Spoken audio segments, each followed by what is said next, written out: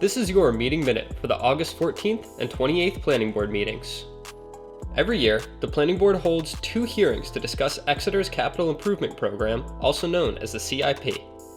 This program identifies capital needs of the town, like upgrades to water sewer, improvements in Exeter's parks, and addresses accessibility needs across town.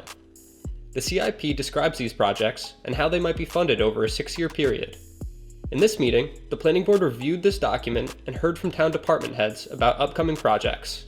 The first department head to speak was Julia Lanter, the director of Exeter's Public Library.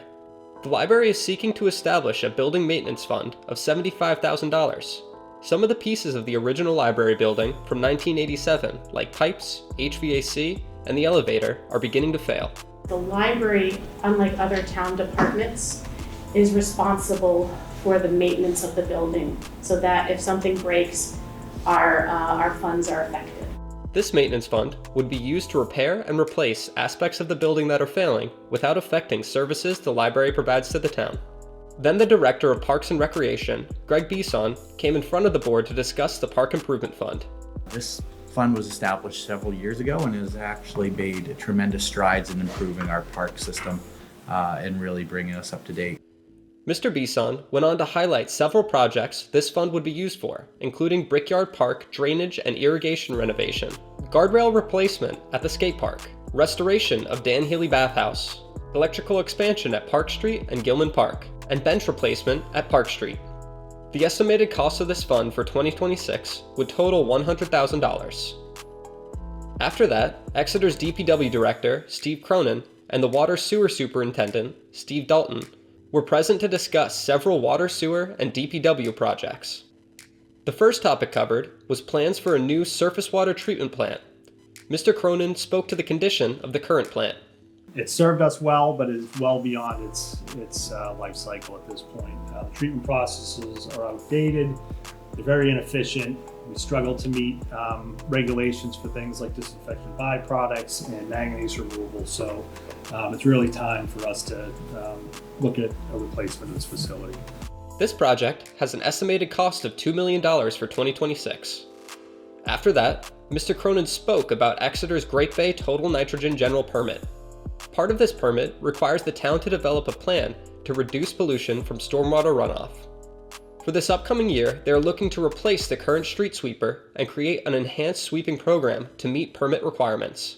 Essentially what it would do is try to quantify what we're picking up through sweeping, identify the sources of pollution, what we're removing, to be able to show within our permit that we are making strides to reducing nutrient loads in Great Bay. Mr. Cronin said the current street sweeper is showing its wear and needs to be replaced. They really have a 6 to 8 year life cycle. Okay. It's a piece of equipment that really takes a beating. As you can imagine, it's basically being sandblasted from the inside out on a daily basis. Yeah. So it wears down the metal components on the sweeper. Yeah. It is costly to fix. It's not the most reliable piece of machinery for us at this point, but it's something that we really need to be using on a daily basis. Yeah. So.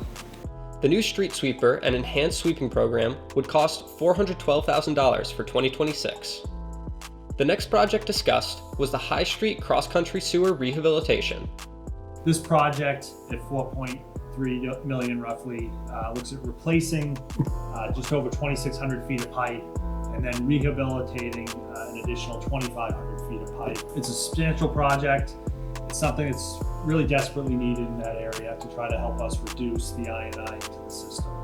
The interim town manager, Melissa Roy, discussed the Capital Reserve Fund for ADA improvements. This fund is used to improve town facilities and infrastructure, including roads, sidewalks, and other pedestrian safety improvements, to make them ADA compliant and accessible for everyone. We have a beautiful historic town, which comes with beautiful historic buildings, which don't always match the current ADA policy. So we can't do it all at once, we'd go bankrupt. And this was our way to chip away at it each year. At the next meeting on August 28th, the board unanimously voted to recommend the draft CIP without any changes to the Select Board and Budget Recommendation Committee. The next Planning Board meeting will be held on September 25th in the Novak Room. See you there.